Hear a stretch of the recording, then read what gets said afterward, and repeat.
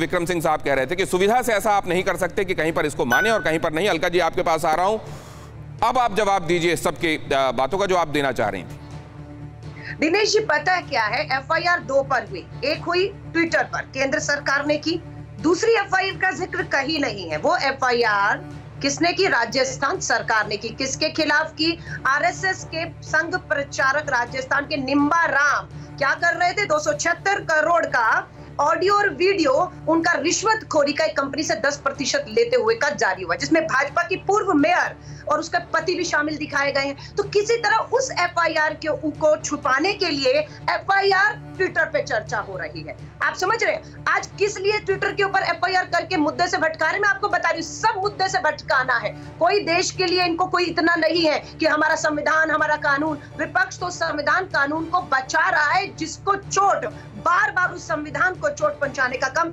खुद केंद्र में बैठी सरकार कर रहेगी। क्या ये सच नहीं है कि हमारे जो शंकराचार्य हैं, उन्होंने खुद शंकराचार्य हमारे जो है राम जन्मभूमि के घोटाले की जांच की उन्होंने भी मांग कर दी है? क्या ये सच नहीं है? राम लल्ला के जो मंदिर के मुख्य पुजारी है मंदिर के सुरेंद्र दास जी, उन्होंने मांग कर दी है? क्या ये सच नहीं है? हनुमानगढ़ी के प्रमुख पुजारी ने राजू दास ने मांग कर दी है। ये बहुत बड़ा घोटाला, इसकी जांच। आप ये कह रहे हैं कि जो जमीन विवाद का घोटाला सामने आ रहा था, उससे ध्यान भटकाने के लिए ये सब किया, मुद्दा भटकाने के लिए किया जा रहा है। दिनेश जी, लास्ट बात। ठीक है, ठीक है। बार बार प्रधानमंत्री जी, मैं ये कह रही हूँ, चुनौती दे रही हूँ, प्रधानमंत्री जी, इस ट्विटर से इस देश को इतना खतरा है तो क्या मजबूरी है देश के प्रधानमंत्री, केंद्रीय मंत्रियों को इस ट्विटर पे बने रहने की?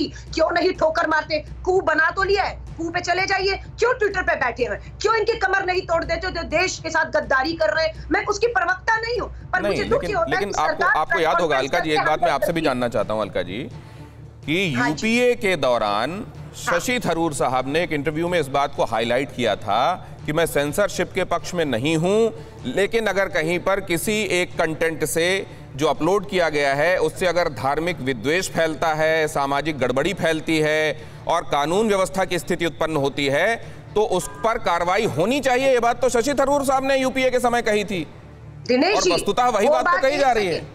ना ना ना ना ना, वो बात शशि थरूर जी ने कही, वो कांग्रेस कह रही है, वो अलका लांबा भी कह रही है, पर हाई कोर्ट ने भी ये बात कहा है कि मात्र किसी के संदेश को आप आतंकी धाराओं में इसलिए डाल दीजिए कि उससे हिंसा, दंगे होने की संभावना है, पर कोई चलिए ये जो बात आप कह रहे हैं, मैं विक्रम सिंह साहब के पास इसको लेकर जाऊंगा कि जब डिस्क्रिशन होता है जिसके पास, उसके पास इसकी विवेचना का पूरा अधिकार आ जाता है कि वो इसको देखता है कि लॉ एंड ऑर्डर बन रहा है इससे या नहीं बन रहा है। लेकिन उससे पहले गुरुप्रकाश पासवान साहब, गंभीर आरोप लगा है, ध्यान भटकाने के लिए आप लोग कुछ निकाल देते हैं पिटारे से। नहीं देखिए दिनेश जी, ऐसा है कि जब आपके पास तथ्यों की और तर्कों की कमी होती है तो आप विषयांतर होते हैं।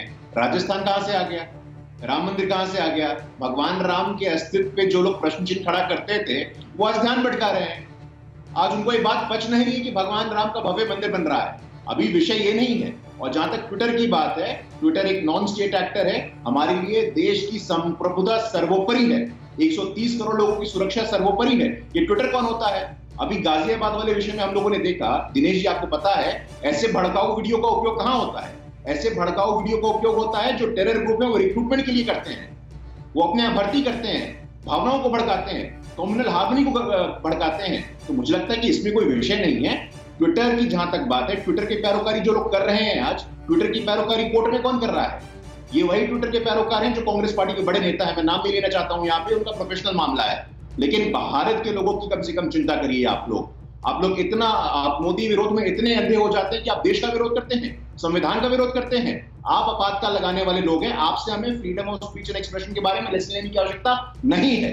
1986 में क्या हुआ था अलका जी? सेटनिक वर्सेस किताब याद है पासवान साहब? लेकिन ये जो सवाल उठ रहे हैं कि जिनके ऊपर आरोप लगाकर उनको अंदर किया गया, हाईकोर्ट ने उनको बाहर करवाया और ये भी माना कि अगर आंदोलन चल रहे हैं या कहीं समालोचना हो रही है तो उसको एकदम से देश के ऊपर खतरा या राष्ट्रवाद से नहीं जोड़ देना चाहिए। ये बातें जो बार बार हो रही हैं उसको आप कैसे देखते हैं? नहीं, आप अपना सवाल दोहराएंगे एक बार? मेरा सवाल वही है जो अलका जी ने अभी पूछा, उसी को लेकर मैं आपके पास आ रहा हूं कि अभिव्यक्ति की आजादी के नाम पर ही, साजिश रचने के आरोप पर ही अगर किसी को अंदर किया गया, लेकिन हाईकोर्ट ने माना कि यहां पर उसके फ्रीडम ऑफ एक्सप्रेशन का हनन था और उसको बाहर किया जाना चाहिए, इसको आप किस तरीके से देखते हैं? क्या कई जगहों पर इंटरप्रिटेशन गलत होता है, सूटेबिलिटी के हिसाब से हो जाता है कानून का? नहीं, दिनेश जी, जो अभिव्यक्ति की आजादी वाला आर्गुमेंट है ना, ये बहुत ही फेयर आर्गुमेंट है इस केस में और इस कॉन्टेक्स्ट में। यहाँ वो डिबेट में है ही नहीं।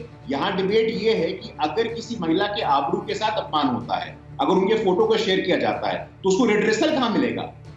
उसको रिड्रेसल कहाँ मिलेगा? It's like comparing Apple and oranges. नहीं, आप किसी महिला की आबरू से संबंधित कोई गलत कंटेंट दिखाए जाने के संदर्भ में कब आपकी ऑपोजिशन पार्टीज ने कहा कि आप गलत कर रहे हैं अगर इस तरीके की किसी कंटेंट पर लगाम लगती है? तो वो तो कभी नहीं कहा गया। लेकिन अगर किसान आंदोलन से जुड़े हुए किसी मामले में जिसमें आपके विरोध में कुछ लोग खड़े हुए हैं, वहां पर अगर आप ये कह देते हैं कि ये तो देखिए ये राष्ट्र के विरोध में खड़ी हुई ताकतें हैं, तो ये कहते हैं कि आप किसी भी आपकी आलोचना के स्वर को राष्ट्र विरोध का तमगा क्यों दे देते हैं? इसका जवाब उनको चाहिए।